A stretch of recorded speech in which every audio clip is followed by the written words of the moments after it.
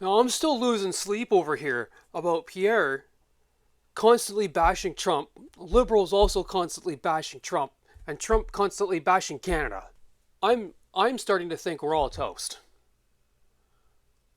So let's take a dive into Pierre Poilievre's 2025 playbook.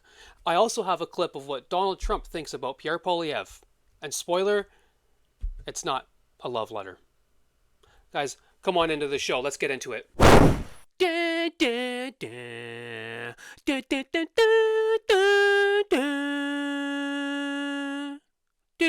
Good morning, everyone. My name is Parmesan, and this is Niagara Due North. Welcome to the show. Let's get right into it here.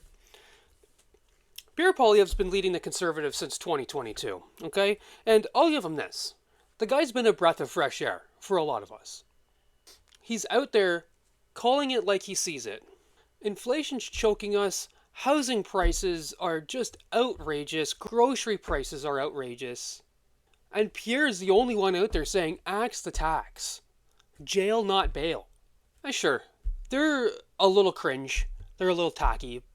But they hit home for the thousands of people that live in Mississauga, ravaged by the crime around there. He's held Trudeau's feet to the fire for well over a year now. And you know what? It's felt really good to actually have somebody in the House of Commons representing what people are actually saying out there. The thing about that is that the world's gotten a lot uglier since then, and I'm slightly worried if Pierre has the grit to pull this one out. First, there's Trump. Apparently he's running Canada right now, threatening the 25% tariffs, calling Canada the 51st state, and then Pierre comes out with the Canada First rally. I don't think that hit the way it was supposed to. I saw a lot of patriotism online on YouTube. I don't think it resonated with the general population the way it was supposed to. And you know what? I totally get it. You see in the polls, Americans really don't like what Donald Trump is saying. And you see the huge spike in the polls. What are you supposed to do about it? Comment down below. You have a lot of stuff on the line. Are you going to stick to your guns and perhaps lose millions of votes because you're siding with Trump? Or are you going to do what Canadians are saying and what the polls are saying? That's a tough one. I don't know what I would do there. I would like to say that I'd stick to my guns. But we got to be careful here. He sticks to his guns and then Trudeau gets a majority this time. That would be murder for this country.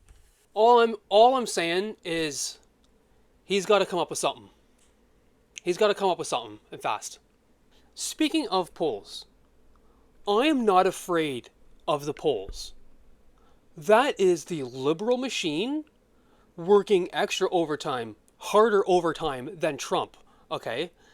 They're all manipulated, and it's all lies, okay? Have the Liberals gotten a bump? The Liberals have gotten a massive bump. Look at St. Paul, Toronto St. Paul. The only reason they didn't vote Liberal was because of Justin Trudeau, right? All of those people are going to vote Liberal now, right? So we have that bump, and I don't think there's much of another bump, okay? There's also the recent debate. Did you see the Google Trends on the recent debate? Everybody was really interested in what Frank Baylis had to say, right? So he is going to get a huge push, and that might come from Mark Carney because they're both economically inclined. But what I'm worried most about is not having supermajority, because we need supermajority, and I don't think the Liberals are trying to win. I think they're trying to shrink Poilievre's lead as much as they can. And then this is where it gets spicy, guys. Pierre has popped up on Trump's radar. And not in a good way. Here's a clip. Yes, from yesterday. Conservatives obviously have taken a hit in the polls since some of the comments that you've made that the Liberals have leaned into. Do you think that they're still going to be able to pull it out up there? Well, I think his biggest problem is he's not a MAGA guy, you know? I mean, he's really not. He's not a Trump guy at all. He's more of a throwback Republican. He's different, Yeah. making a big mistake. They all make that mistake, you know? They think they're going to be the tough guy and they're going to knock out Trump. Yeah. And they end up getting the hell beat out of him. So I don't know. I mean, I can't tell you, Pierre. I just don't know. I don't like what he's saying about me. It's just not positive about me. And we've done a great job. Wow. Not MAGA enough. Ooh. Cold shoulder by the old man. Ouch. Bro. It's not funny. It's all optics. I hear stuff like that and it worries me because I love Pierre and I love Donald Trump. And I really want them to be best friends, okay? Dr. Evil and Mini-Me. But it really relies on these two's relationship. And I really don't think Pierre should be hot-headed. It's hard to hear Donald Trump word things like that and not get pissed off that he just expects everybody to bow and kiss the ring. It's really, really hard. Because we shouldn't just bow and kiss the ring. But the problems that he's talking about, if we solve them, we win. I don't know. That's all I got to say about that. Even at 43% support in the polls, that's not half the country. And some conservatives don't like Trump. You go full MAGA and you risk minority government. And then in comes all the censorship. Okay? I think he needs to push the censorship. I think he really needs to do that. And push the fact that they're going to take your rights. I think he could do that. And I think he could get something out of the public on that one. But what would you do? Okay? Here's your choices. You risk minority government with going full MAGA. Or you go head-to-head with a banker about banking. Because that's what Carney's doing.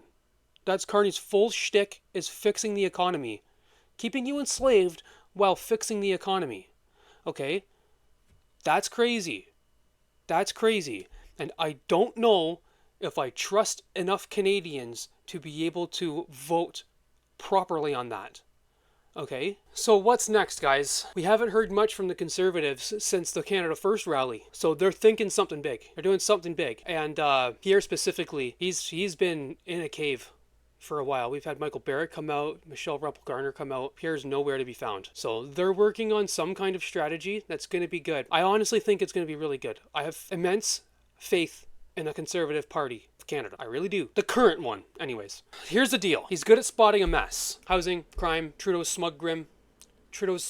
But Trump turned this into a survival game. And I think that Pierre can go toe-to-toe with him. I have all the faith in Pierre. What worries me is before we get there. He's still ahead in the polls. Barely. Recent polls have a more realistic look on the situation, which is comforting. But I don't think the Liberals are trying to win here. I think the Liberals are trying to form enough of an opposition to coalition with the Bloc, or just with all of the opposition, right? Trying to give something that can outvote the Conservatives and then put in a non-confidence vote and put us right back into Trudeau. If that happens, man, that's not what Canadians want. I think that's going to cause violence. What should Pierre do? What I think Pierre should do: go full MAGA. I think Pierre should go full MAGA. He needs to ditch the slogans. One thing that's making me really angry in politics right now is the frickin' slogans. I watch a lot of Trump talk, and my God, he keeps saying the same crap over and over again. I'm so sick, or I'm so glad I don't got to hear about the frickin' mental institutions anymore. I've had a blessed couple weeks without Pierre talking about axing the frickin' tax. Quadruple, a triple, man. Stop the garbage. I want to see a real person. I think that is, there you go, Pierre. Someone share this video so Pierre can get this message. We want to see Pierre Poillievre, not Mr. Prime Minister. So guys, that's Pierre Poillievre in 2025. Pretty abysmal and non-existent. And I'm terrified. Can we get to an election? Can Pierre win? Or are we all just doomed? Drop your 2 cents below if you're as jittery as me. And subscribe. so we can fret together next time, guys. I'm your host, Parmesan, and this is Niagara Due North. I will see you guys next time.